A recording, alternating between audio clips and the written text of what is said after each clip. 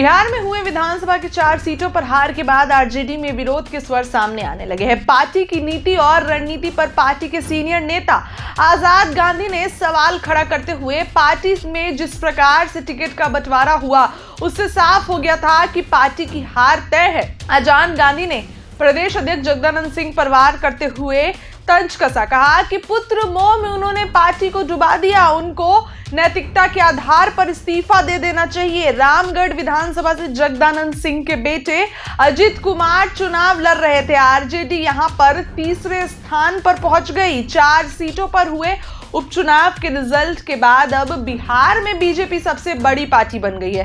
पहले बीजेपी के अगर बात करें तो 78 विधायक थे, लेकिन अब तरारी और रामगढ़ विधानसभा सीट पर बीजेपी के जीत के बाद बीजेपी के 80 विधायक, जबकि आरजेडी के पहले सबसे अधिक विधायक 69 थे।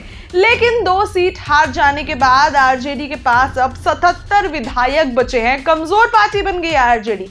जगदानंद सिंह पर भड़क गए आजाद गांधी ने कहा कि चुनाव को लेकर जो तैयारी होनी चाहिए वो तो हो ही नहीं पाई। प्रदेश अध्यक्ष अपने बेटे अजित को ही जिताने में लगे रहे, परिवारवाद कर दिया, अपनी पूरी ताकत भी लगाई, लेकिन परिणाम आप सबके सामने है। पूर्व एमएलसी आजाद गांधी ने कहा कि पुत्र मोह के कारण ही जगदानंद सिंह किसी और सीट को फोकस ही नहीं कर पाए। उपचुनाव में हार का सबसे बड़ा कारण ही यही रहा, परिवारवाद हो गया और इस बार जनता ने परिवारवाद को नकार दिया, परिवारवाद को नहीं जो है इस बार स्वीकारा। उपचुनाव परिणाम में बिहार में विधानसभा के गणित को बदल दिया। देखिए, जदयू के पास पहले से 45 विधायक थे, लेकिन अब उनकी बात करें तो 46 विधायक हो गए। जदयू प्रत्याशी मनोरमा देवी ने बेलागंज से आरजेडी के 34 साल पुराना किला ध्वस्त कर दिया। आरजेडी बाहुबली नेता सुरेंद्र यादव के बेटे को उन्होंने पराजित कर दिया। बेलागंज सीट से जो गढ़ कहा जाता था बेलागंज आरजेडी का, अब वो ध्वस्त हो गया है।